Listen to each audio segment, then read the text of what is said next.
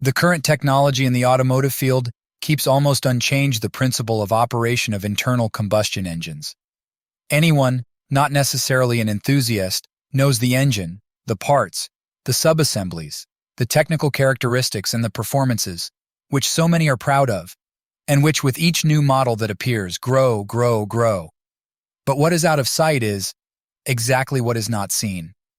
If we appreciate an aggressive design of a spoiler, some full chrome rims, the futuristic spoiler or the exhaust with a combined function, aesthetics and sound, it doesn't matter what is under the hood, apart from the stud. Inside, hidden, as if visible it flows or is spit out, it's a big problem. But vital for the engine is the lubricant, with such a necessary presence between the moving parts of the engine. Engine lubricants have the role of lubricating, sealing, and cooling the engine. You didn't suspect the last two, did you? During its operation. How does it work? Collected in the oil bath, the few liters are waiting. Contact, ignition, the engine started. Engaged by the rotation of the engine, the oil pump starts to do its job. The essential thing is the length of time in which the oil travels the entire circuit, from 7 to 20 seconds, depending on the type of oil and the temperature at which it is found. This is where the first difference appears: cold start and hot start. In the latter case, starting is easy. The engine is already at temperature, the oil is warm and fluid.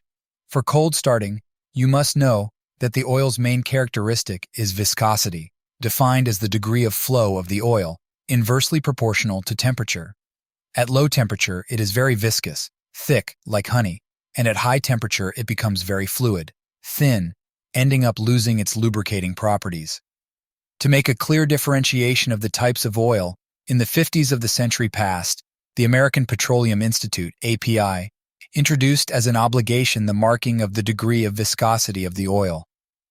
As monograde oils are no longer used these days, here's a brief explanation of the multigrade ones, the winter grade W and the grade at working temperature.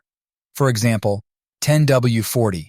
This means that the respective oil has the winter grade 10W, corresponding to 97.2 centistokes, CST, at 40 degrees C, temperature standard for testing, and that still flows at minus 25 degrees Celsius and can be pumped by the engine at minus 30 degrees Celsius. Practically, at a temperature lower than minus 30 degrees Celsius, the oil has the appearance and consistency of a piece of butter. The engine will not start, or in the lucky case that it does, it will catch the flu. Next, grade 40 for the working temperature, 100 degrees C, means a viscosity of 14.1 C stint. Notice how the viscosity decreases, inversely proportional to the increase in temperature. This type of oil will turn into tar and self-ignite at a temperature of 220 degrees C. A tip: in the cold season, the engine should be helped with a thinner oil, a lower winter grade, bearing in mind that it will be more fluid and will be pumped into the engine faster, greatly reducing the period of time in which the engine runs dry in the moments after starting. For example, 0W is pumpable up to minus 54 degrees Celsius, 5W up to minus 45 degrees Celsius, 10W up to minus 30 degrees Celsius, 15W up to minus 20 degrees Celsius, 20W up to minus 15 degrees Celsius. All API also introduced the quality norms of lubricants, separately for engines with spark ignition, S and another letter starting from A and up to M nowadays, a lubricant with API characteristics SM being more efficient than one classified SJ.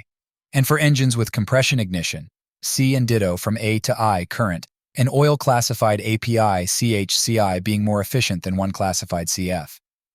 In the last century, Associata, the European Association of Motor Vehicle Manufacturers, ACEA, has introduced its own rules regarding the classification of engine lubricants, as follows. Class A for gasoline engines, starting from 1 and continuing up to the highest performance level, in present A5.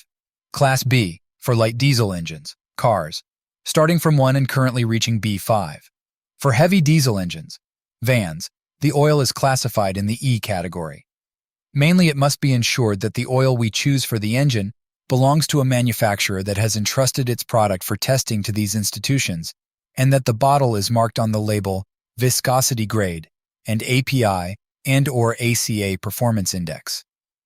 Of course, the performance indicators will make the difference between one type of oil and another, so that in the future you will be able to choose with the same general characteristics, a better performing lubricant for your engine.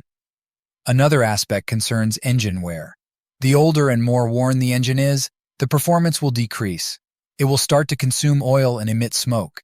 It must be said that the smoke caused by burning oil in the engine has a palette of colors starting from gray to dark blue.